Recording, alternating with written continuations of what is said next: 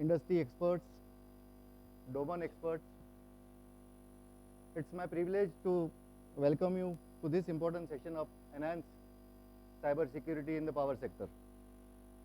Under this vibrant Gujarat summit at Rajkot, the power sector is the most critical component. Right now we are utilizing SCADA, we are having common command and control center, we are moving towards most of the OT devices, we are utilizing tags. This has become made our life very simple. It has given some easy. With every ease, there comes an issue. So basically today's focus will be how to protect the power. In power, actually we are not protecting data or the processes. We are concerned about protecting the energy flow, the energy. So today's seminar, based on today's seminar, Government of Gujarat has already taken one step towards formation of a core community. The core community consists of distribution, generation and transmission experts from various OEMs, cyber security task force. They have created 11 nominated officers who will be looking after the power sector cyber security resilience system in the Gujarat, covering government owned entities and also the private sector. Along with core community, they have formed a task force whose activity will be to focus basically on how to sector, and that has been recently Government of Gujarat. Recognizing all these challenges, the Gujarat government has already implemented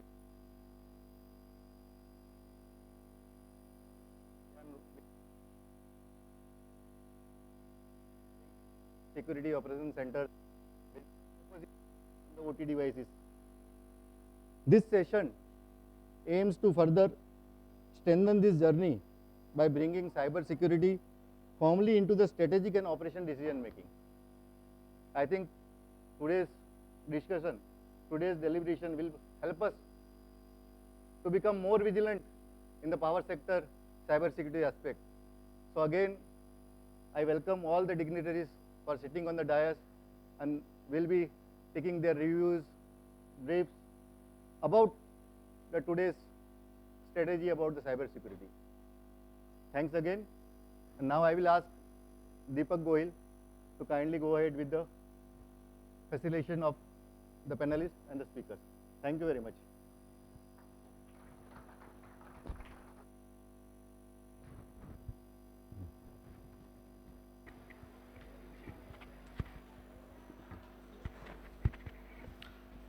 Thank you, sir. Good afternoon to all the dignitaries over here. A warm welcome to all the participants and delegates. At this moment, it gives me immense pleasure to felicitate our distinguished guests who were kindly consented to be part of this important panel discussion and to share their invaluable expertise with us. I now welcome our honorable guest, Dr. Amit Sharma, Additional Director General and Advisor Cyber, Ministry of Defence, Government of India. And may I request Sri Chandrakant Pendor sir to felicitate sir.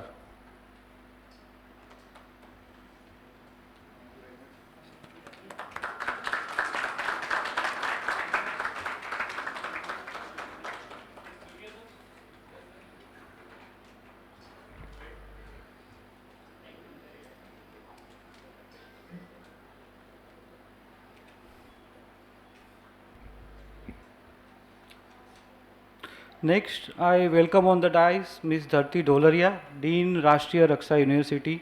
I request Sri Naisak Thakur to felicitate her. Please.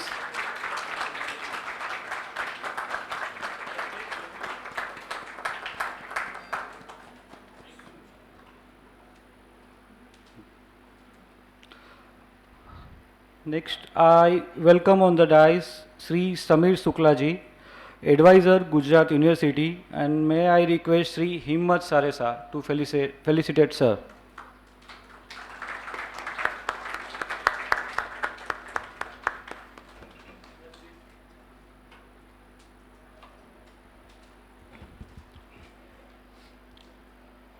Next, I welcome on the dais Mr. Divan Raimagia, Chief Information Security Officer, Adani Renewable Energy, and I request Sri Bhautik Pagda to felicitate sir.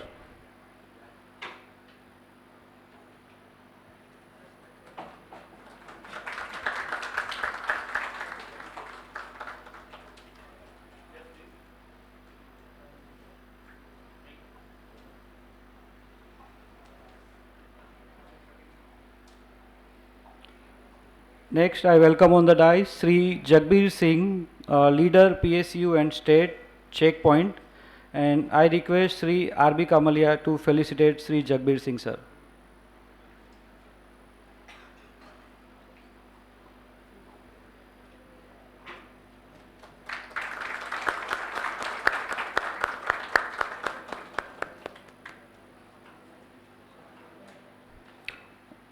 Next, I would like to welcome on the dais Mr. Himanshu Gautam, Regional Technical Director, Radware, and I request Sri Tejas Trivedi to felicitate Himanshu sir.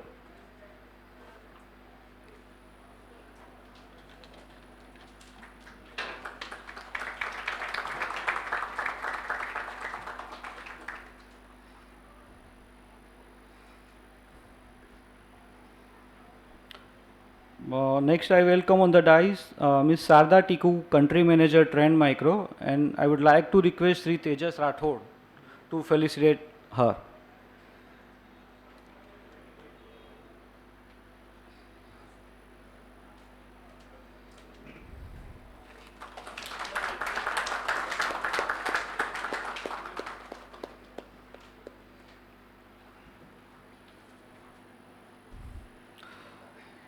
Now, I want to welcome on the dais Sri Paparaju sir, former Executive Director and Chief Information Security Officer ONGC, and I would request Jaideep Tripathi ji to kindly felicitate sir.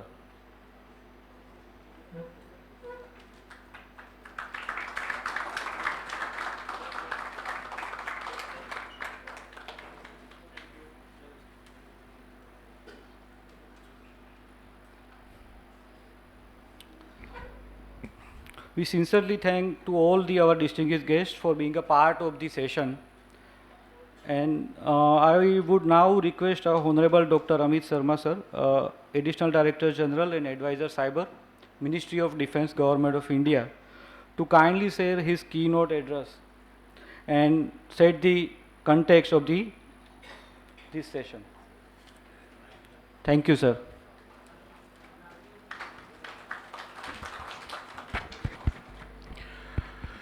Good afternoon, ladies and gentlemen. It's indeed a pleasure speaking to you, and especially in this important event of uh, Gujarat vibrance in its true color, vibrant Gujarat. And to be honest, the first regional event, the fact that cybersecurity has been put as an important topic, that clearly entails an important shift. It's a strategic shift where people are looking things from a long-term perspective, where people are understanding how much cybersecurity is indeed an important aspect of the way in which we do our business. In terms of power, cybersecurity and power, they go hand in hand. You know, gone were the days when most of the power systems were primarily electrical or mechanical or electromechanical or electronics based systems. Nowadays, so as to have a ease of doing business, and the way in which, you know, the customer relationships, the CRMs are being operated upon, you are introducing more and more digitization into the space. But as the digitization is increasing, the threats that culminate out of it, they have increased in a metamorphic terms. And what we are seeing over a period of time, you know, this particular aspect is being capitalized by threat actors. Let me give you a small example. You know, power is one of the very key sector in what we call as critical information infrastructure, or rather critical infrastructure.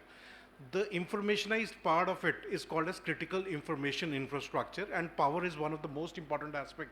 Why? Because power is the foundational system that actually enables and activates secondary critical infrastructures such as transportation, such as telecommunications, such as defense, such as aeronautics. Wherever it is, power is the key. Hence, the most critical aspect in any particular national security apparatus is power. That's one of the important aspects. And let me give you a few examples how this thing has literally changed the way in which we operate. And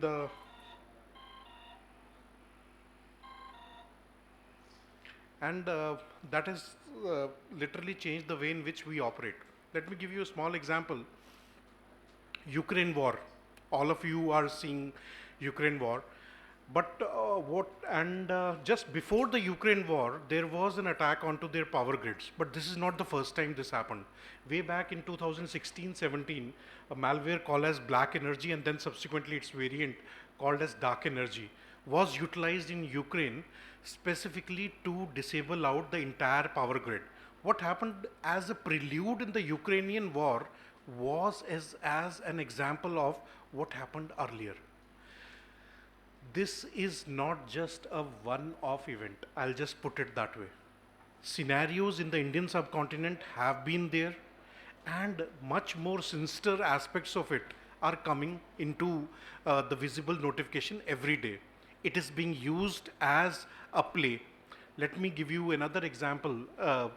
The conflict that is happening currently in Venezuela, the first thing that happened was shutting down of the power grid. Now, please understand, power is an important aspect, and it is now being leveraged as a component of national security. And that is where power and its security is no longer just cyber security, but it becomes an important aspect for national security perspective, which is called as cyber defense. I'm a very old school guy, and I believe that if you are in cyber, it's just either you are hacked or you do not know you are hacked if you are connected onto the internet. That's the one fundamental principle. Second fundamental principle is there is nothing for free. If there is something for free in cyber, trust me, you are the product. So that's the second fundamental principle. And the third, and which is the most important principle, when in order to enable cyber security, you have to do, there is a principle called as KISS, KISS. Keep it simple, stupid. Trust me, these three tenets in cyberspace help you in bridging most important aspects. Make the systems as robust, as resilient that is possible. But to be honest, when it comes to power sector, I still believe air gap is one of the most critical component that can be introduced. However, there have been examples like Stuxnet, which happened on an Iranian nuclear reactor way back. The disruption that was caused into it, that obligated this fact of air gap as a potent strategy. But still, I believe air gap is still a very potent strategy that is there. But again, in spite of air gap, the other important aspect is keep it simple and stupid. That's a foundational aspect. The more you add, the more problems get exacerbated. The solution for power sector is a very weird and a very typical sector. Why? Because you are dealing with a whole lot of legacy equipment, and that's something foundational. You cannot get away with it. Typically, हम जब भी cyber security में बात करते हैं, we always say, get a new product, buy something off, and things are hunky dory. In power sector or sectors similar to that, legacy systems, जो आपके production अभी, I'm glad that the speaker before me said about power generation, transmission, and distribution. All these aspects, please understand, there are certain systems that are still, probably been in operation way back in 1980s or 1990s. They are still operational, and whether you like it or not, they will remain operational for next 1 decade also. Hence, in order to achieve it, your structure, your architecture should be such that defines and creates a custom built scenario. It's not something that you need to work out as it is, as a normal scenario. You know, many times I keep on hearing implement ZTNA in power sector. For crying out loud, you do not require ZTNA in the pure sense. Why? ZTNA on a Modbus or a RS-232 or a DNP-3 protocol, you don't do that. It's a custom-based build that you work out for each particular sector. My last request and one suggestion to everyone, embrace open source. And second, from a vendor-driven market, please be a requirement-driven market. Every power sector, in power sector also, you know, you have, I was talking to one of my friend who was from the renewable sector. Now, renewable sector, the kind of security requirements are totally altogether different. When it comes to thermal power sector, it is entirely different. When you are talking about power grids, it's entirely because connectivities are there. When you are talking about pure distribution, you know, you have to have connectivity with the internet because that is where the billing things come into the play. You need to have scenarios such as historians. Please have a structural approach rather than a vendor driven approach. I know a lot of people would not like this line, what I have said, but unfortunately, that's one part we are still missing with.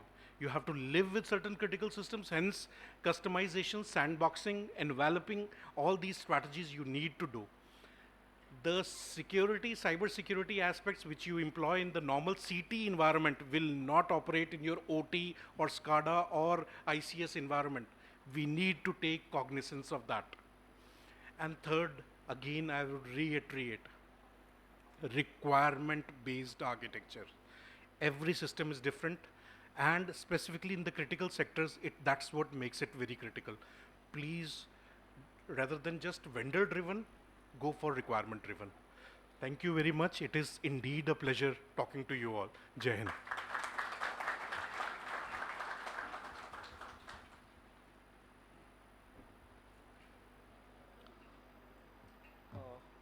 Thank you, sir.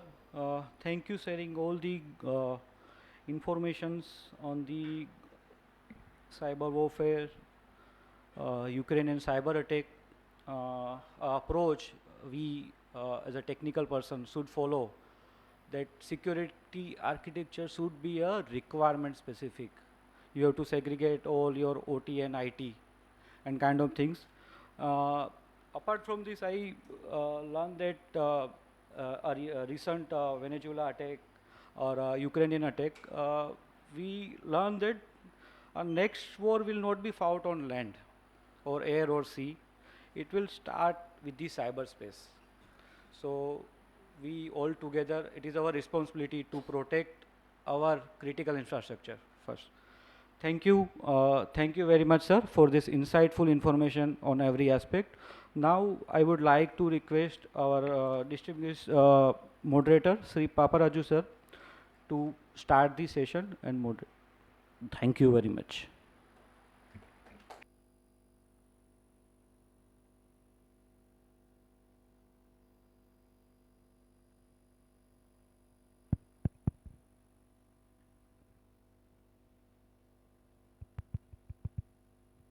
Hello.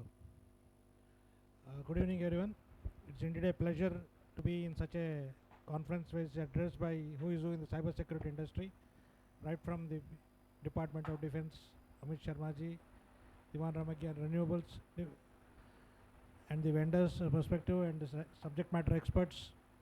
Because cyber security is a 360-degree approach. One approach doesn't protect anybody. It only defines a line in which protection is there. We need a holistic to protect holistically. You need to cover all the angles.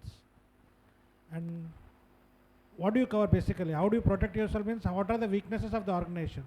So how do we know the weakness of the organization?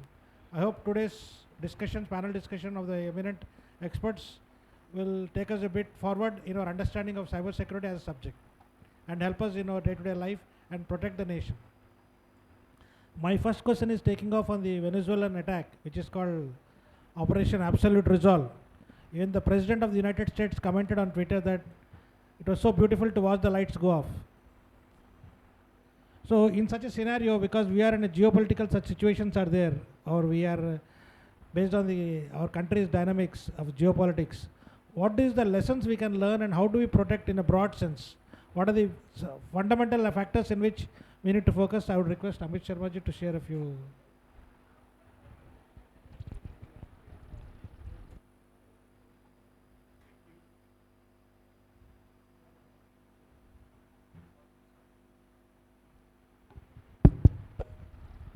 Uh, Thank you. It is indeed a pleasure talking to you on the same aspect. As I said earlier, cyber is an important aspect, power is a critical entity, and critical information infrastructure, which is gonna be the ICT utility that is governing power. That's the most keyable aspect that will be utilized by adversary nations.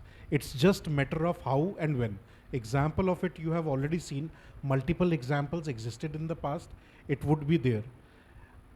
My aspect is, please understand, first of all, we need to understand, that we have a problem. If we understand that we have a problem, then only we'll find a solution to it. And we need to look into the aspect of, again, custom solutions, custom scenarios, custom frameworks for the problems that we have. It should be requirement driven. It should be based on the architectures that we have. But the most important aspect is resilience.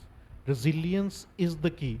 If in case things go wonky, and I'm one person who always believed that Murphy's law will always be, prevailing wherever you go. But you should have the sufficient resilience to bounce back. You should have a scenario to bounce back. Please ensure that this particular architecture, as I said earlier, not be vendor driven, it should be requirement driven, and requirements for each particular architecture is quite different from each other. Well said, sir. Resilience is the fundamental thing, how to get back to the roots. Because sports, if you're not related to this, why do we take sports as subject is because sports teaches one to how to get back. It teaches our kids when somebody falls, you don't win in every day. Everyone doesn't become a champion on day one in sports. It is a journey. Similarly, cybersecurity is journey, and only lesson is how to come back. Because the only way in sports when you are down is how to get back. The resilience is how to get back. Blackouts may be there in power sector. How to get back? How to quickly identify?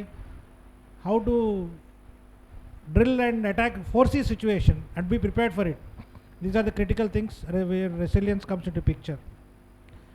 Now, I would like to ask Divanji, protecting a isolated instant, in specifically 30% of our India's power is coming from now clean energy, and our target is increasing day by day, and maybe by 2030 we will be 50% of our energy by clean energy. Now, clean energy, specifically solar and windmill, are isolated. They have their own networks. Integrated into the big establishment is a big issue. How do we protect? In what way the cyber threats are applicable to the solar and windmill industry, clean energy industry? How different are they? Yeah. So as Paparaju sir said, day by day clean energy resource and utilization is increased, and more players are coming into the clean energy and renewable energy. Adani is one of the player. Reliance has put the dome, and they are coming with the larger amount of the renewable energy with 140 gigawatt. Okay, so I think day by day renewable energy usage is increasing, and the key player in India, they are contributing by our PM target by 500 gigawatt by 2030. So during that time, as a CISO, my responsibility or our team or every cybersecurity player responsibility to secure the generation part as well. As sir asked, what are the risks or what are the threat that we are facing in the renewable energy? Okay, renewable compared to the thermal is a different ball game altogether, because we spread in the large area. Okay, it's not a closed loop system. So it's spread in the 76,000 acre. We have the Khawda Park near the Kutch. It's spread in the 76,000 acre. Okay, and our target to generate the 30 gigawatt from the single plant. It's the world largest plant we are building. So that plant we need to secure, where physical security will not work. Okay, I cannot put the physical rail guard over there. So this is one physical security aspect. Second is the supply chain ecosystem. In large massive plant, we are putting billions of the panel, billions of the inverter.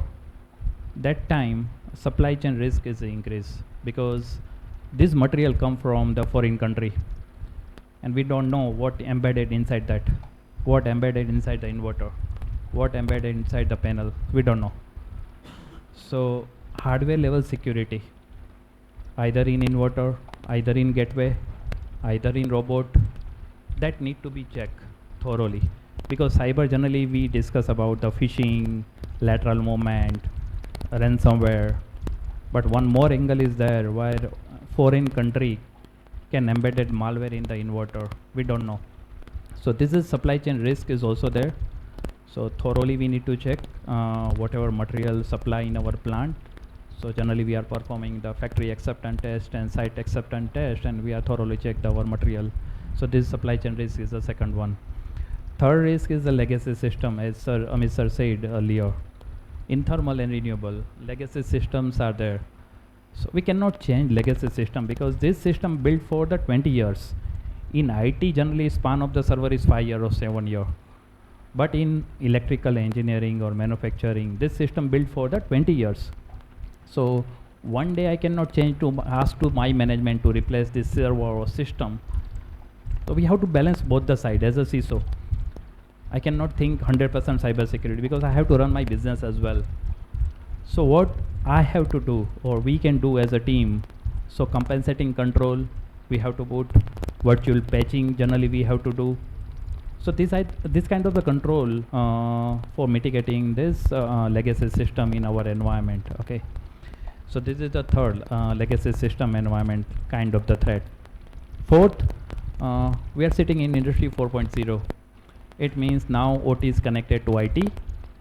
Not only the renewable, thermal, generation, transmission and distribution, we are collecting the data from the machine through edge device and sending to the cloud and performing the analytics, which is called the data analytics for plant efficiency, for predictive maintenance, for asset monitoring. So we are collecting the data nowadays from the machine through multiple protocol. Famous is MQTT or OPC UA. Such kind of the protocol help to collect the data in the cloud and perform the analytics, and we run the AI ML model on the top of that. So whenever my plant is connected to cloud, my plant is connected to IT, again risk is increased in the cyber side, because earlier we called as air gap plant, but now it's not air gap. Even air gap plant, if your OEM or manufacturer take the remote of the SCADA, it means you are not isolated or air gap, because your neighbor country or foreign country OEM taking the SCADA remotely, it means you are connected with IT. So IT to OT convergence is there, and that's why in industry 4.0 cyber risk is also increased because we are collecting the data. And fifth, as I said, remote access. Generally all the device we put in a plant, we don't have the skill to sometimes fix the SCADA problem, all the PLC problem, or virtual patching or the physical patching. That time generally we give the remote to our OEM. OEM is not coming to our plant nowadays. Initial days they came with the pen drive and fixed the vulnerability, but nowadays they will take the remote. Okay, and we cannot give any desk or TeamViewer kind of the software. This is very vulnerable, and past incident we already observed through TeamViewer, whole plant, water treatment plant hacked. Okay, it's not successful attack, but yeah, TeamViewer got hacked, and US water treatment plant got the compromise through TeamViewer. So nowadays we cannot use such kind of the software. So secure remote access, such kind of things we require to give the remote of our plant. So these are the 5 things, 5 targeted threat vector or risk generally we face in the renewable sector. Paparaju sir. Yeah. Thank you very much, Divanji. Basically, network is not the main issue of attack. Even if you protect network, the things, there are devices which bifurcate the network or we bypass the network like CCTV, and they have been used to protect, penetrate the protected infrastructure. So It's a good because and the nature of the purpose is we cannot business cyber is a business risk because and business cannot operate without risk. So to run the business, how to protect or reduce the risk, how to mitigate the risk, that's a CISO's challenge nowadays. I would like the question to our expert from API from Ivanshuji. Post Operation Sindhu, there have been many attacks on Indian infrastructure, specifically DDoS is nowadays any geopolitical the issue is there, somebody wants to prove it, he challenges and say approves a mitigate and starts a DDoS attack on the websites. So what is the solution? How does there are many in the power sector, how do you protect the power sector or any other sector for matter, because power sector has a lot of exposure to public. Correct. So how do you, what do you advise in this? How do you So protect them? rightly said by one of the speakers that the wars will be not fought on the ground now, it will be fought on the cybersecurity platforms.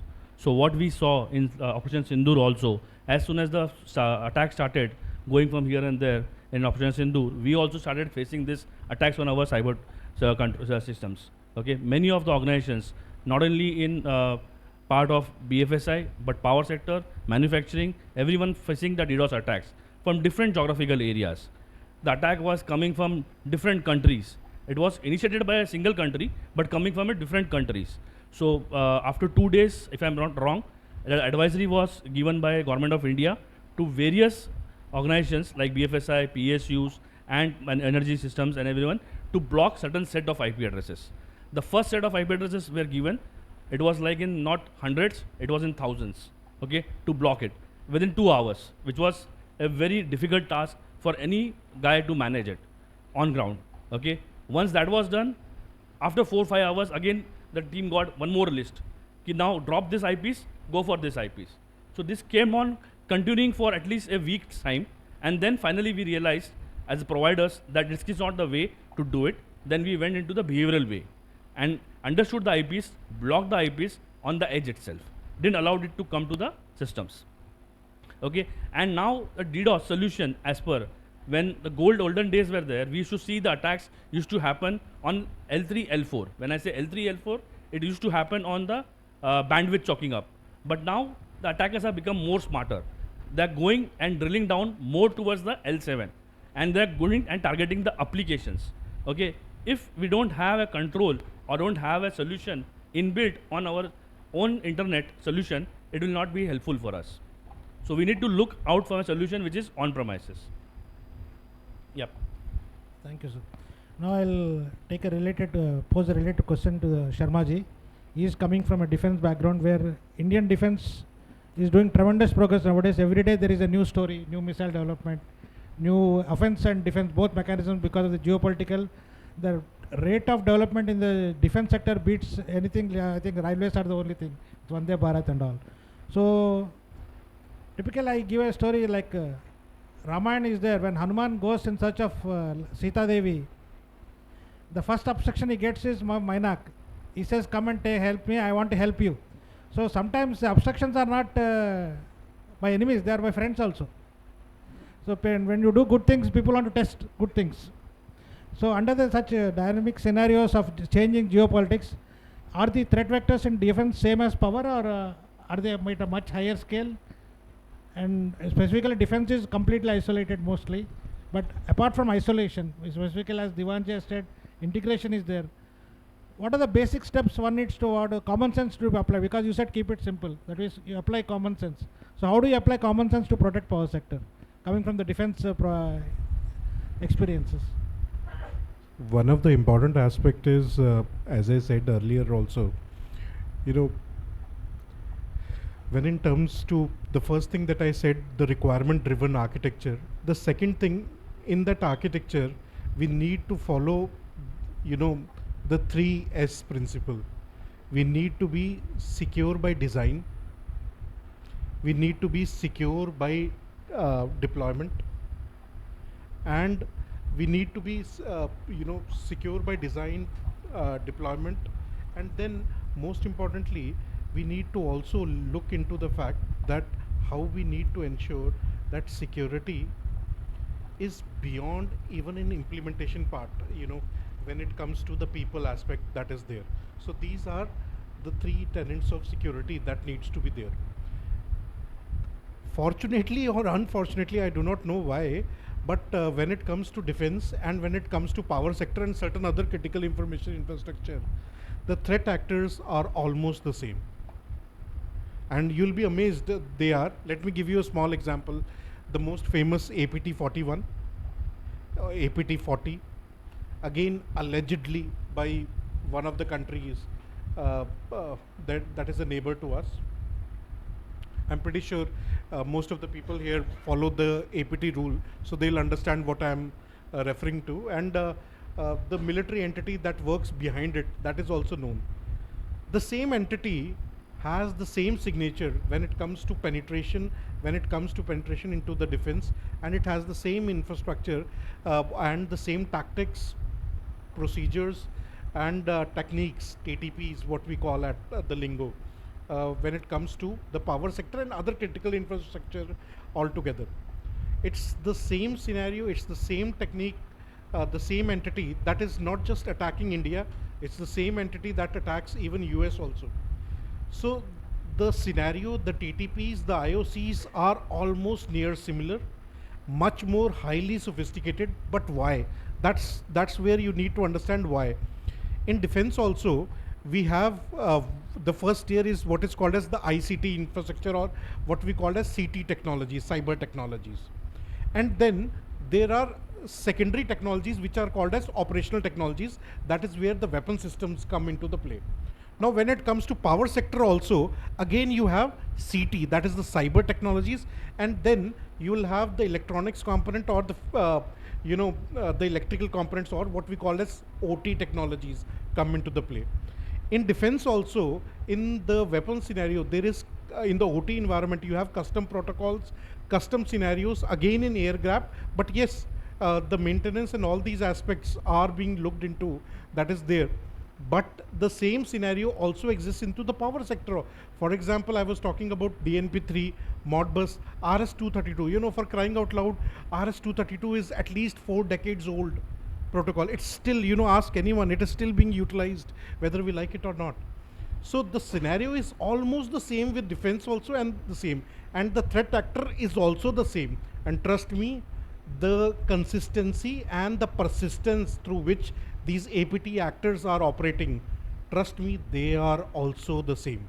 You're talking about the most sensitive sector, which is the power sector, and fortunately or unfortunately, the scenario is the same. Definitely, we are always there to extend our support, and as part of the National Security Council, under National Security Council, all these helps are extended to the civilian sector, specifically to secure and secure these entities. And when and where the scenario or the request is there, even from the private sector, we are more than willing to provide any help and support in terms of creating their in helping them to create out secure architectures from them based on our experience of the similar scenarios in the defense sector. That's great to know, sir. Now, recently we have seen another vector in defense, basically. In the Israel-Hamas war, pages have been used to blast supply chain attack. So there have been, some of you must have seen the videos also. Now they were used to establish who is Hamas operative, also were came to know, because most of them lost some part of the body. So as a policy maker from a supply, I will request Samir Shuklaji to come in here. When you procure, how do you protect supply chain? What are the factors you ensure that the supply chain is protected? Because the visibility in supply chain is poor when you import it, because sometimes buyer is not in a commanding position to impose conditions, specifically in the new technology, high technology areas. What are the challenges in tender terms and conditions for supply chain? Thank you very much. I would not go that far into the ecosystem at this point of time. I think what is very important, I'll just take 2 minutes. I was introduced, I'm actually a systems person, not a cyber security person.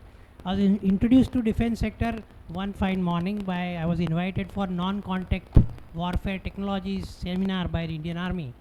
And I was naive, so Mr. Rawat and everybody was there, and I went there and said something which was 2019. I said India is going through a war while having peacetime procurement policy. It was 6 years back. I'm sorry to say that it holds true even today. Where we are is what now I call Jugaad procurement, because all the administrators, all of you will be constantly facing only one problem. You will have solutions in front of you, you will not be able to buy them. So we are living into a scenario which is very dangerous, because what power sector is a wicked problem. You have everything, your IT OT meeting, your legacy, you have constant threat of people actually looking at it as a primary target area. So you are the sitting duck with all kind of limitations forced upon you. What is the way out? Because we can keep talking about, this micro solutions, individual solutions for given problems. But what I really want to today address, after 6 years of spending time and struggling with industry, academia, and industry relationship with the government, I've come to one very simple suggestion which I would like everybody to consider, and especially Sharma sir to consider. See, we have so many problems and so many typical problems in power sector which are cyber security related. Why don't we go for what I call the Android model? So all of us know there are two models. One is an iPhone model, other is the Android model. What does iPhone do? If iPhone has a security threat, iPhone will solve it itself. What does Android do? It goes for, Sharma sir already said that it goes for some kind of open format. It goes for the democratic power. It goes for the brute power that all the people can bring on board provided they are attracted. So what I suggest is that we need a national bounty hunting platform on which young Indians can register themselves and can attack all power security establishments, find threats. Even if they find threats, that is good enough. If they can find a solution, that is more than enough. But if they can find threat, that would be a huge effort that we would require to need to clean up this sector, because this sector is just too wide. We have just so many players, so many vendors, so many things happening on this place. There is no way that government can solve this problem by using procurement policies. So what I suggest is that we as a nation try for this, that we create some kind of a national bounty hunting competition in power sector with very good rewards, not just small rewards, but very good, very attractive rewards. And then we create something like TDF, which exists in the Technology Defense Fund, where somebody can offer a solution. We encourage them to create a company. And here is where I come with the second issue, because I am seeing that we are trying to get our cyber security solved by either very large companies or by kids. But we are not actually creating homegrown entities which will evolve alongside the government and will take over a specialized problem statement and grow along that problem. Because if I look at one specific dimension of power security, and if I create a company around it and then I become specialized and I grow alongside, that would be a great thing to have. So there must be some kind of hand-holding mechanism, and for that I'll come back to GVNL for 1 second. So 2 years back, when Shivaji was the MD, we created GVNL. Actually is the only PSU that I know of has a GR, which is actually offering a route inside for startups where you can get 20 lakh rupees grant, 1 crore without tender, and more than 1 crore through a kind of limited tender. So that was not fully utilized, but I think that is fully utilized. It will become a great way to start this procurement problem solution. And the last thing, which is not really related, but I think I see some young faces here, so I'll tell you that India is going through a very difficult phase in terms of communication. So I'll give you one example which is not related, but I'll close my conversation with this, that recently I got a university a grant of 40 crore rupees for some research proposal. So somebody asked me, how did that happen? So I said, because booted eagles fly in pair. Now does it make sense to you? Booted eagle is a specific species of eagle, it flies in pairs. So once I was in Kutch and I was looking at two booted eagle. I am very avid bird watcher. So I was looking at booted eagle and I have somebody next to me and discussing it, that, oh, who are these birds? So I said, they are booted eagles because they are in a pair. And that struck a conversation. And that man was one of the very prominent IAS of Gujarat. We became friends. And that led to the low trust converting into high trust. And that turned into solving a problem. India is basically facing huge amount of problems because of the low trust society we have become, because we are not talking to each other. The more we become open, the more we talk to each other as Indians, we'll be able to solve a lot of these issues. Procurement is purely there because we have designed all our policies to curb corruption, and they have failed miserably. If we had not looked at corruption angle as the primary angle in designing policies, we would have had a wonderful ecosystem to do things, but we are not late. and we are already getting somewhere in that. So I wish that this kind of forums, open forums, will bring these kind of conversations and things can happen. Thank you very much. Good point, sir. Instead, supply chain is not a vendor, is a partner in the progress. So that's how more or less most companies is. Now coming back to the industry solution perspective, sir has touched APT 41, we have APT 36, we have shadowpad malware, plugx, typically specific malware, so what do you call, malware focused on memory forensics we require and all. How does the threat intel, I would like this question to Mr. Sharda Tikku. Basically, you are antivirus solution provider, and the nature of antivirus solutions have changed a lot. It is no longer a signature analysis. So, how do you identify such malware, which are basically sleeping in the network? Is your solution able, or how do the end user protect his system, identify that the malware has come? How does what are the basic factors in which he needs to look at? Yeah, thank you for the question. Now, of course, I think when it comes to antivirus, I think it took industry a decade to finally realize that antivirus is just not antivirus. Endpoint security goes beyond antivirus, okay?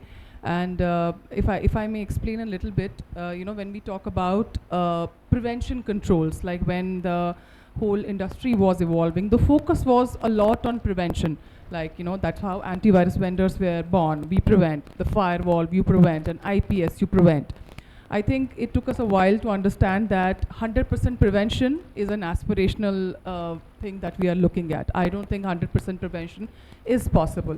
So that's where, industry shifted towards the fact that, okay, if I'm not able to prevent, can I at least detect?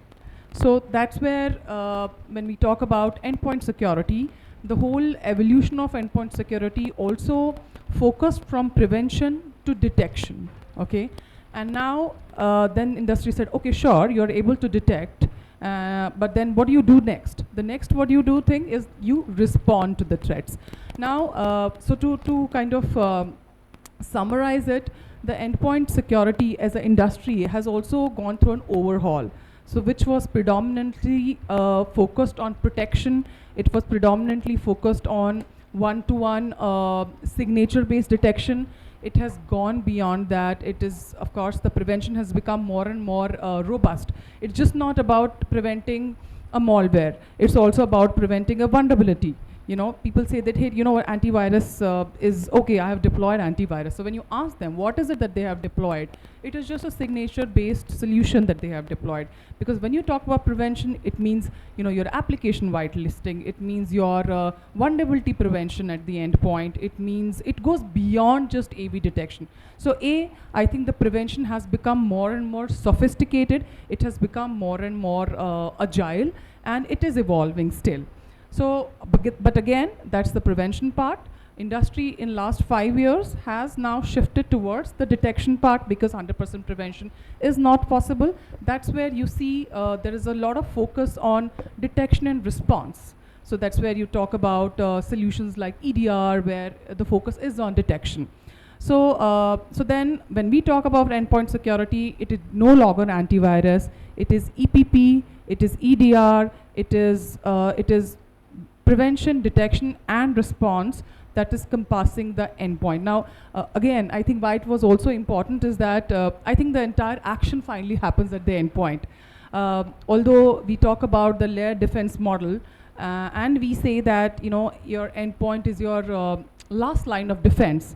And the whole notion of ensuring that, hey, my perimeter should be fortified, and then, as I go down the hierarchy in the enterprise network, it should become more and more lean. I think that thought process is rudimentary. What we feel is that wherever the asset is moving in the current parlance, the security should move along with it. That's where, of course, the antivirus has become more and more sophisticated. It is heuristic-based detection. There is a lot of machine learning that is embedded to detect polymorphic malwares, because earlier what used to happen that there was a malware and we would release a signature. Then the malware would change just a little bit of opcode, then the anti-malware vendors had to release another signature. So of course it was becoming a cat and mouse game. So that's where the technology is also enhanced to figure out that how can the behavior module be introduced around it. So yeah, so in nutshell, I would say that endpoint security as a solution has undergone an overhaul. But I would still want to say one more thing, and it is a responsibility that we take on our shoulders as cybersecurity solution providers, is that we always feel that there should be a fine balance between the security and business uptime. When we are talking especially in the parlance of OT security, when, for example, power sector we are talking about, I think there is still, if you ask, the focus is still on business uptime. How can I keep my plant running 24/7? I mean, that's the whole reason why patching, etc., is probably not that easy as it is in IT, because you can't afford your power plant to shut down. So in security also, I think there has to be a fine balance that while you're being all aggressive, while you're detecting, preventing everything, we feel that there should be a fine balance between what you can prevent and how much control you can give to end users, to customers, to our clients, to figure out what is the degree of, I would say, aggressiveness that they want in their environment. So I would also want to say one thing. There is a lot of talk around automation, okay? And everyone wants to talk about automation. I wish it was as simple to implement, okay? When we also go and talk about, hey, I can write playbooks, I can, do an automation, I can isolate an endpoint, only to realize that even if I have to implement it in a mid-sized organization, it's not as easy. So I would say that, to your point, I think I digressed a little bit from the topic. Yes, the endpoint security has evolved from prevention to detection to response, and we are talking about a complete platformization that is happening. But then at the same time, I think the security has to have a fine balance between the business uptime as well as ensuring that we give optimal level of security. Thank you. Thank you, ma'am. The detection systems are also changing dynamically. Recently, last week, there was a case study of Amazon, how they protected one of their systems in US.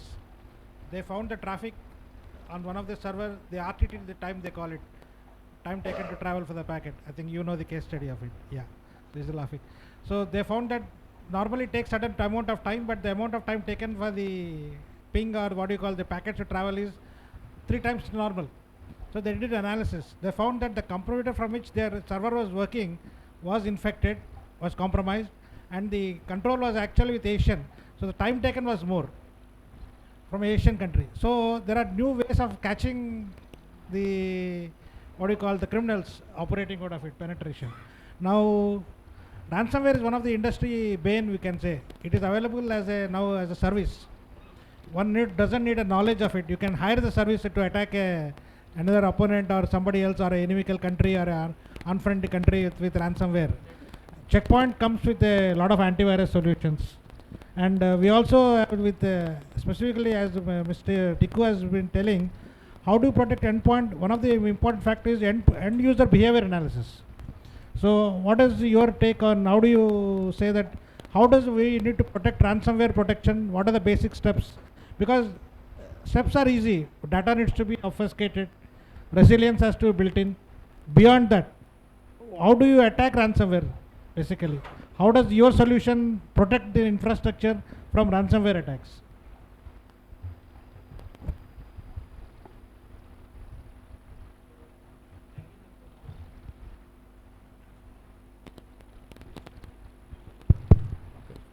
Thank you, sir, for the question. And definitely, it's make utmost relevancy in terms of cyberspace when we are talking about. Okay, so as Amit sir have said, like the way our defense line are following, right? We have to advance. Like we have to advance in perspective of our enemies. Okay. So same thing is always happening between attackers and the defenders. Okay, people keep on advancing. Sometimes there are attackers who are taking the advancement, they are going ahead and they are penetrating into the system. Same way, defenders also working on the protection mechanisms. They are creating different mechanisms, algorithms, protocols to protect the systems. So when server asking about ransomware, okay, so that is kind of a comparison I keep on giving when I'm talking to people in corporate, defense, and government sector as well. Ransomware used to be a month's job earlier, right? People used to go plan for it, make the modules, then do the penetration and launch for it, right? And then one fine day they will launch the attack, and then they will do the, okay, ransomware is there, and now you have to give the money. In era of AI, using ChatGPT and other tools, creating a ransomware attack is a 15-minute job, okay? And you don't need even expertise. Kiddies can do that, right? So point here is when attacks are happening using AI and such a faster pace, how the protection mechanism works, okay? So when we talk about checkpoint, we actually rely on Threat Cloud AI, which is the brain behind every security product we are deploying into industry, okay? How it works is all our endpoints in terms of firewall, in terms of endpoint protection, in terms of email security and all that, they works like an enforcement point, okay? They keep on sending the telemetry to the Threat Cloud AI. Anything and everything which is detected worldwide will be gone through the AI engines which are there in the Threat Cloud, okay? And nutshell, if you'll say we have some 90 engines which are running parallelly in our mechanism right now. Out of that, 50 are AI based engines, right? So whatever telemetry, threat, new detection we are getting into, we are passing through our AI engines, algorithms, and figuring out whether it is a malicious intention or it's a legitimate traffic. As soon as we detect it's malicious, there is a mechanism, and defense is again prepared using the AI and penetrated to all enforcement point across the world. So turnaround time for that is 2 to 5 seconds across the world. So that's how is the brain behind that one, sir. Another point, I was listening to Amit sir and Raju sir as well. What I feel till now, what is happening is we are facing a problem, right? And then we are coming up with a solution, which looks like security is something we are working like a patchwork, right? We are facing problem, we are coming up with a solution. Requirement at this point of time is end-to-end security framework well into the advanced planning stage, okay? Means I can share one experience of mine when I just came to the kind of pre-sales role. I joined Cisco, I was working with IIT Delhi, okay? And what they were doing, they were revamping their whole campus. They were trying to provide internet to each and every student, every lab, every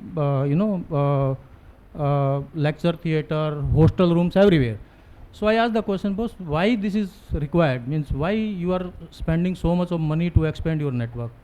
So head of the computer center said, Jagbir Singh, internet not is a fancy term now. It's a requirement. People rely on that. People work on that. People do development on that, okay? What I can say now is cyber security is not a fancy term now, right?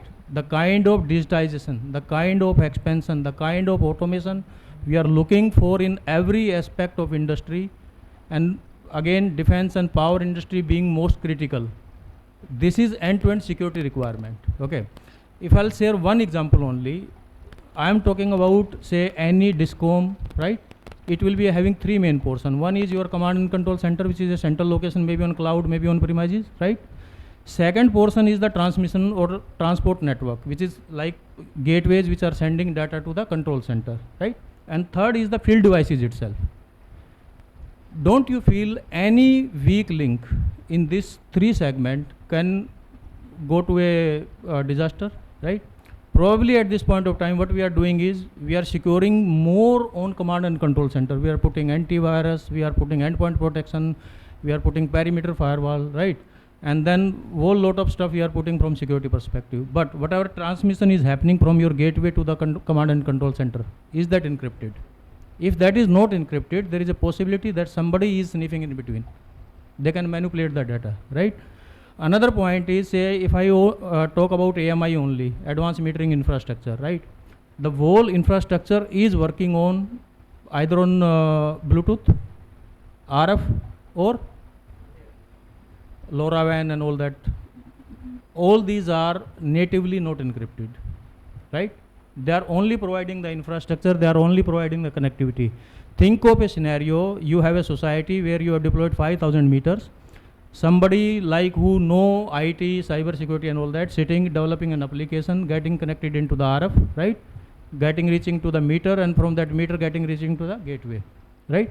And if taking a control, what I can do is I can just take the control, I can shut down the whole society lights in one go, or if there is a say blackout requirement, what I can do, I can lit up, I can do the opposition, right? Say I'm doing same thing 3 times, 4 times a week, rather than necessity issue, it will be more a political issue, right? People will cry, they will be on roads that what is happening to our infrastructure, how these many disruptions are happening.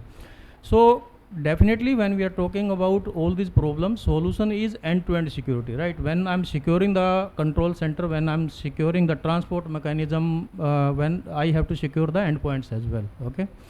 So definitely one good step is taken from Government of India in terms of BIS, like whatever infrastructure we are deploying in India is BIS marked, and they have to go for physical safety and security of the devices. What else is required is IT security or OT security as well, right? Say what is the utmost requirement at this point of time is a nano agent based system which can sit on these kind of OT devices itself and do the first level prevention itself in terms of compromising, in terms of unauthorized access, in terms of behavioral analysis and all that, right? And that is applicable to AMI. Definitely that is applicable to CCTV in maybe smart and safe cities, right? Any OT or IoT devices which is having a little bit of compute and firmware is a landscape for attack, right? Another point Amit sir was saying, like what we need is resiliency, right? Definitely resiliency can be in terms of multiple perspective. One is physically how you are connecting your grids, how you are providing alternate power supplies. If say one grid, one substation fail, what is the mechanism? What is the alternate mechanism, right? Another point in terms of say cyber security, and I hope Sarda will also agree to me, incident response is one thing, right, which is required. Say we all know, and she talked about prevention and protection, and like we are aspiring to 100%, but still we have a minute gap for incident which can happen. How we have to prepare ourselves is through incident response, right? There should be a well practiced incident response team who know the standard operating procedure. If attack is happening on me, how I need to respond, from where I need to take the help, right? What kind of security mechanism I shut down first, so that my infrastructure is at least natively protected. So that's it from my side, sir. Thank you. Thank you very much for an exhaustive reply. Normally it is said ladies come first, but I have kept the last question for Srimati Dharti Dolaria, who has the most challenging role, because she is looking into the crystal ball. She is preparing for the future.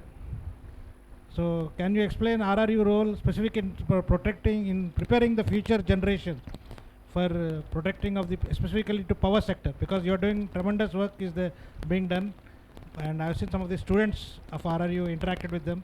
I'm really wonderful about the, and tell you one of the students that they have the best campus placement, which very few know about it. So I would like you to tell most of the students over here, how are you looking at the crystal ball? What do you see? How are you preparing the next gen for the power sector cyber security? First of all, we discuss many of the problems that industry, vendors, government is facing right now. I would say that the answer is in this room only. The people, the students who are sitting here. Many a times when we have dependency on foreign country products, we say that why we are not having an indigenous product, but who will develop it? The people who are working right now, the people who are already employed into one or two places might not be having that kind of skills or maybe the time to do it. But our students who are being skilled into cyber security, OT security, or maybe there are different part of area into cyber security, they could be definitely a big help for those people. So what we currently do is many of the government organizations are taking our student as an intern, so that they'll also have an idea that what students can do for nation, because Rashtriya Raksha University is mandated to have various courses which are covering national security aspects. So it does not only kinetic attacks that we see, but now the world has moved to non-kinetic attacks. So in that condition, I'm sure that those weapons or those physical securities will go in when your cyber security or OT security is coming into picture. So according to my crystal ball view, there are various problems. I'll start with Amit sir's problem that you mentioned, that we overcomplicated, cyber security. Just mentioned by Jagbir sir that, when we have a problem, then we are, finding the solution for that problem. Then we come to know that, there is another problem. Then I'll make another product and I'll again, sell it. Maybe the vendors might not like this statement, but that is what I believe that the cyber security part is doing right now. And business is also something that these people will try to elaborate. But now what procurement, what vendors and what requirement of government organizations are taking is not overlapping anywhere. I am taking a product which is being solved by vendor, not by the requirement that the organization is having, and it is being implemented manywhere. So what could be the solution for the same? So as we mentioned that each and every sector, even in the renewable energy, as we mentioned that we have a different requirement. Now for taking those requirements, we need a very skilled manpower in India who can develop this, and on whom we can have our trust. Because these people who are taking this degree, those who are in first year or final year, they might have those degree after 4 years, but the character to trust, character which builds that the trust for nation would be very difficult, because after 4 years they might be working with some other country and they might be making a product for those country. Now the investment that India has made for that particular person would not be very useful. So those character building is very much important, not only in terms of skills, but in terms of behavior also. Second point is, nowadays not only the technical part that we have discussed right now is important, but also the behavioral part. So what we have done is we have cross connected two different entities into a single course. For an example, if I am taking a course which is cybercrime or IT act, I am also learning the behavior of those who are attacking on our nation on some particular event. We just mentioned that when Operation Sindoor was being implemented, we were facing many of the attacks on our government website. So we are also try to analyze that what kind of behavior those attackers are having while they are attacking on our website or maybe on our applications. The third point is, because now we are in vibrant Gujarat regional conferences, we also need to focus upon the regional vendors, the problems that they are facing. Budget is the very first problem. I want to implement cyber security at top notch level, but what about the budget? I'm not having that much of budget in which I can buy those products, I can implement those products in my organization. So what could be the solutions? Solution is also in the degree that we provide. Before 10 years, if I want to build a website, the criteria was very different. We used to have the 6-month course and your website is ready. Now when we are building a website, we are also taking consideration of security part into it, not only on front end but also in the back end. So when these regional vendors will have this kind of facilities at very lower level, it will be also helpful for them to have a website which is quite a secure place in which they can sell their product and they'll not be part of any kind of cyber fraud, right?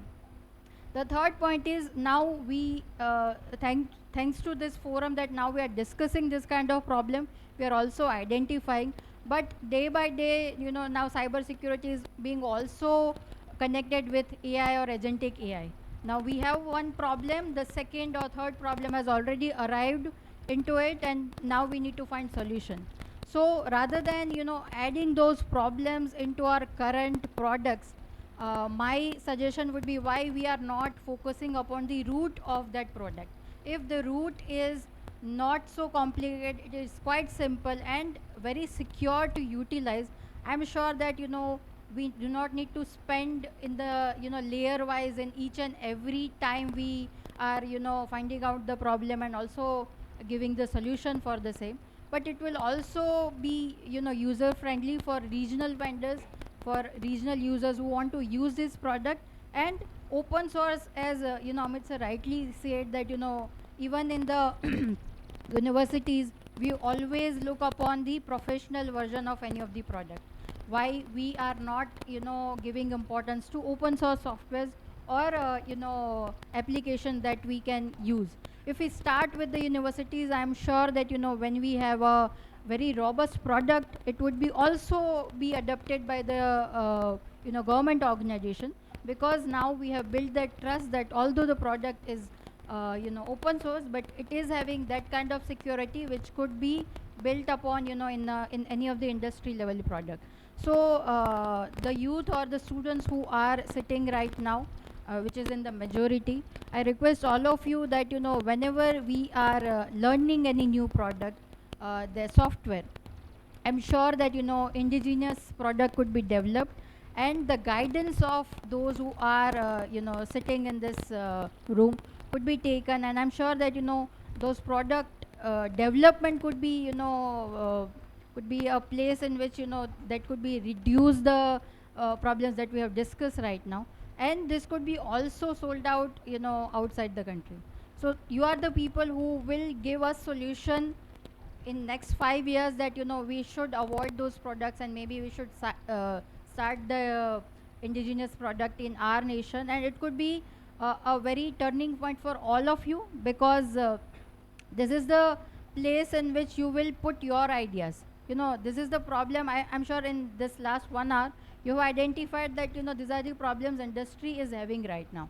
Now you are the one who are this who are taking this problem as a solution, and you will give us the a better idea that how we can implement and we can secure IT OT security. Thank you, sir. Thank you, ma'am. I would like one more question from you. Basically, you are from the organization which conducts the National Cyber Games. So, what is it you focus on beyond Catch the Flag? Because some of the students may not be aware of. They are the premier national cyber games every year. Twice they are held, and Yes. sectoral also they are held. Yes. Even for Western sector, they hold the cyber games. So, if you do not participate, please participate. I would request you to throw some light on what are the focus areas. So every year, it is a part of exercise. This is called Bharat National Cyber Security Assessment, in which all the PSUs, government, non-government employees, or senior management level will come together for 15 days or 20 days. What they will do is they will be trained for 1 week on different aspects of cyber security, and in the second week they will have a kind of simulator exercise in which red teaming and blue teaming would be there, in which some of the attackers would be attacking one particular application, and another team would try to protect those particular products. So this kind of exercises will also give a kind of upskilling to those employees who are working in cybersecurity since last many years.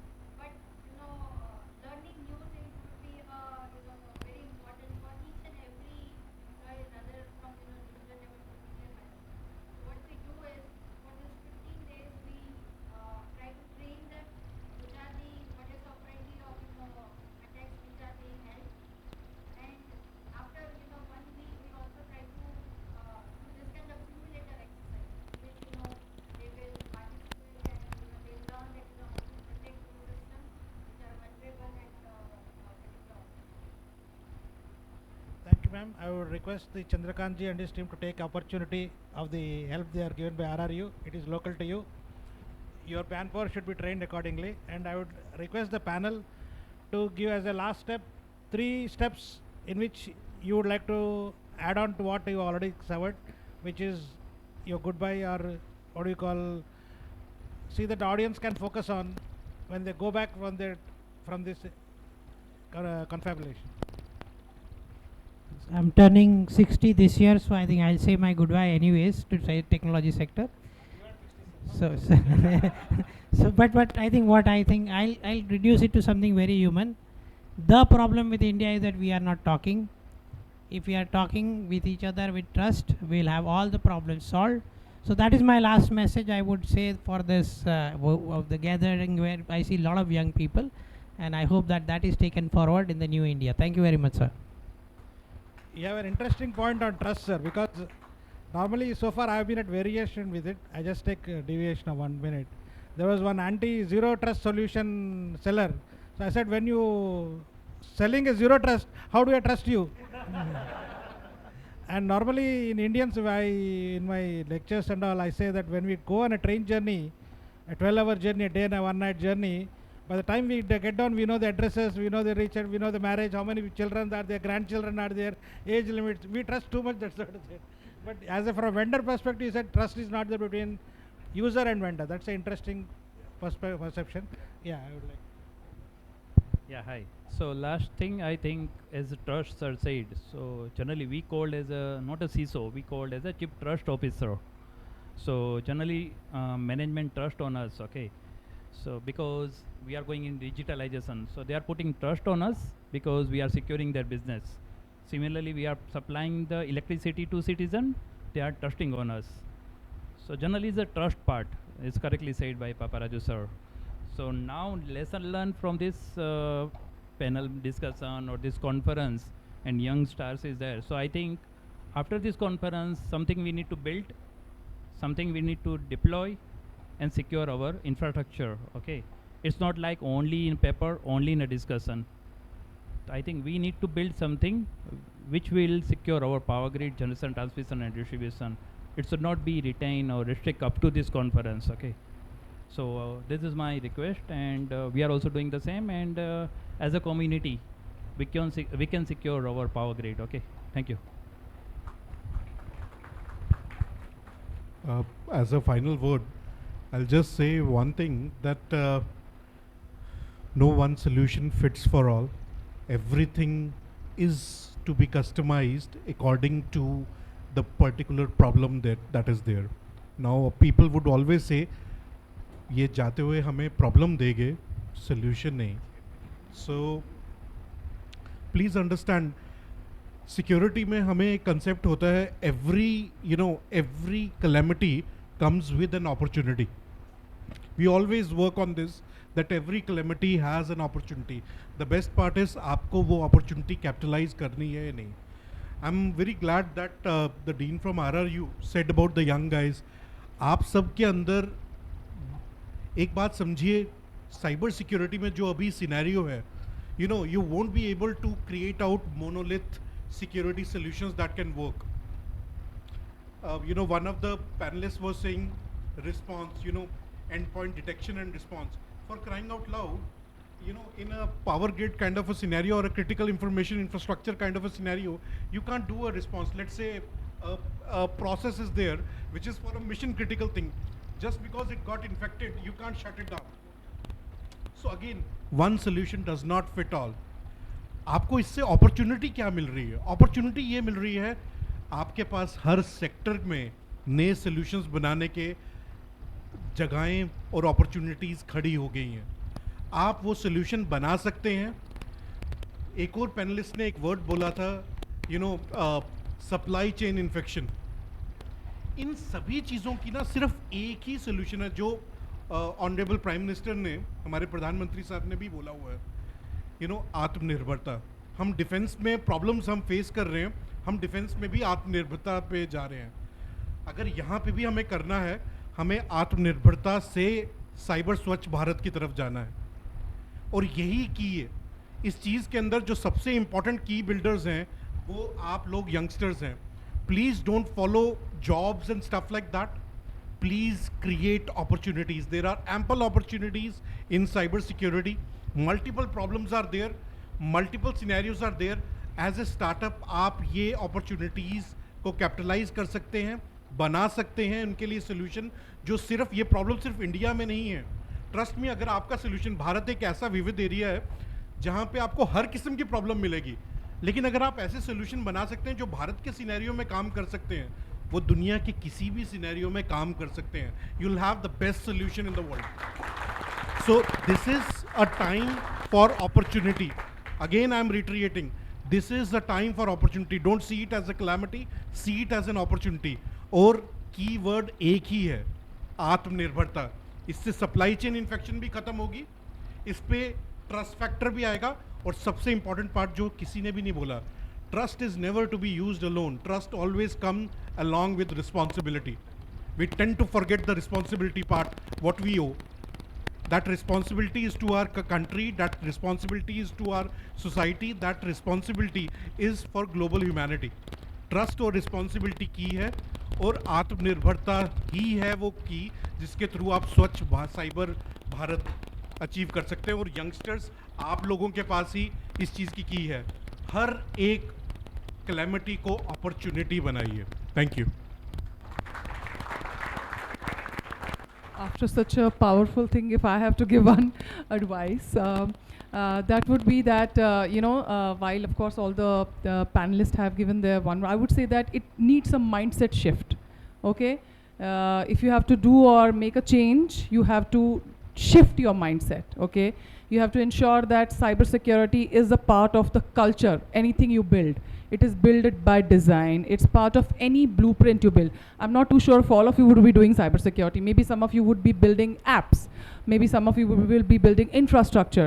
Whatever you're building, please ensure that cybersecurity is the part of the blueprint. It should never be an afterthought.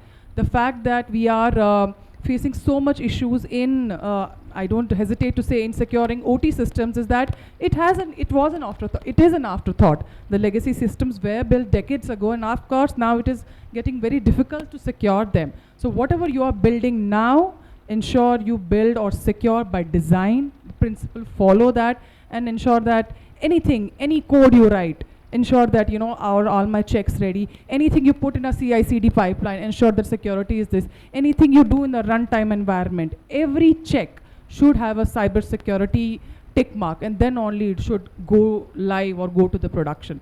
Yeah, I think that's where I will say thank you.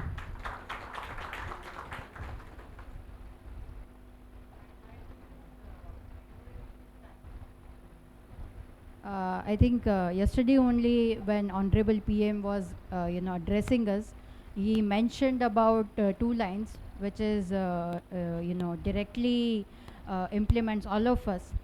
That यही समय है और यही सही समय है.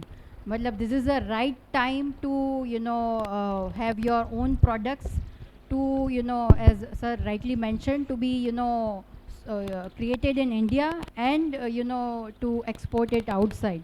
So this is the right time to do this product related indigenous in India. And I'm sure that sir mentioned that these problems are everywhere, but the main point is they are not having those skilled manpower in other countries, and we are having.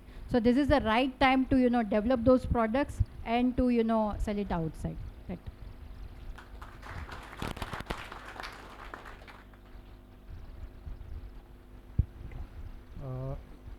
Okay, when I think about education and cyber security, 3 words come to my mind often. One is continuous learning. Okay, it's a process. Cyber security is not product, not solution. It's a process. You need to learn it continuously. Okay. Second is, don't get into FOMO, fear of missing out. You have missed nothing. People who used to take a pride to make an antivirus, right, are gone. Now it's anti-malware, anti-ransomware, right? So cyber landscape will keep on changing. Attacks will keep on changing. Defending mechanism will also keep on changing. If you're starting from today itself, you haven't missed anything. Okay. And then another point is, start with zero trust. Like we had multiple discussion on zero trust. Any product you are making, don't trust anybody. First check whether it is secure or not. Okay. And means with students, I know they have very sharp and learning minds, open mind, khurafati dimag hote hain. They know, like, actually they can do better job than the people who are in industry. Thank you. So I will say cybersecurity is a journey which will never end. Okay, I will give you with the proof. When I started my career, there were only 2-3 solutions which used to be cybersecurity solutions. They should not be cybersecurity, sorry. It should be security solutions. Now it is cybersecurity solutions. If I go and ask any one of you, how many solutions do we have today for cybersecurity? None of them will have a proper answer. I also don't have it. What I know roughly, it is more than 35, 40. Correct? That is what my rough guess is. And it is going to grow on. Okay, it will not going to come down. Okay? And the last thing what I want to say is, mentioning from zero trust, go for behavioral learning. Don't be reactive.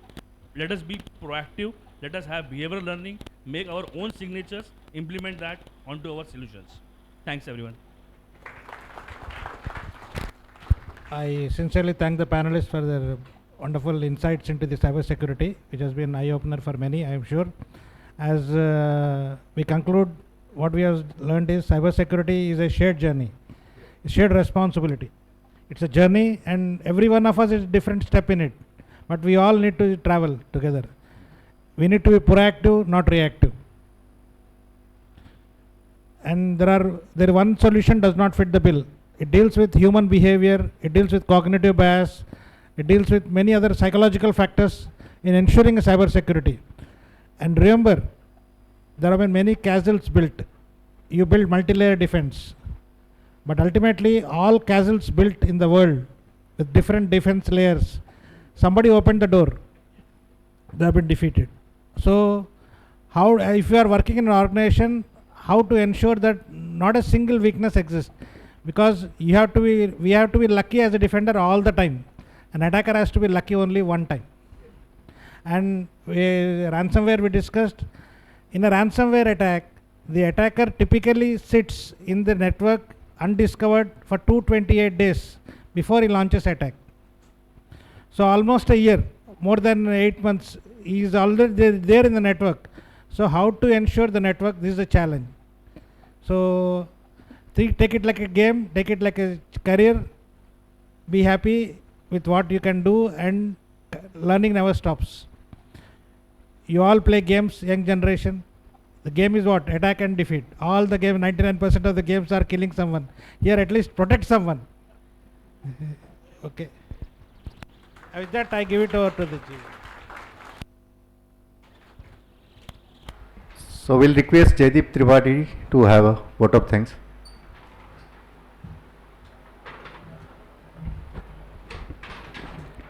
Yeah, good evening everyone. I think the session was really wonderful, very new ideas, especially for the younger generation sitting there. Right, you have a lot of to do, and as Sir also mentioned, the Atmanirbhar Bharat. So basically, you have a lot of responsibilities on your shoulders. So, respected dignitaries in the dais, distinguished guests, and the say participants and the delegates. As we conclude, we come to the end of the panel discussion on the enhanced cybersecurity in power sector.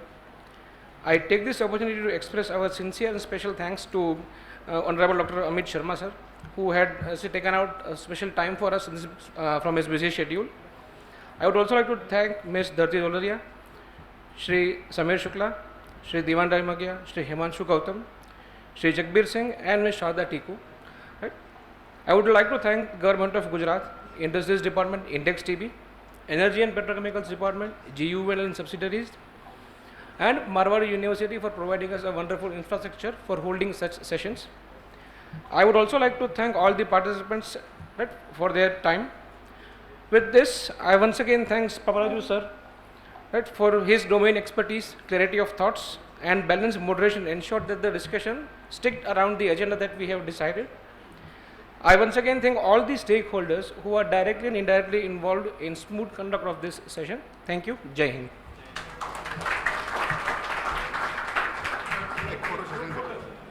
Sir.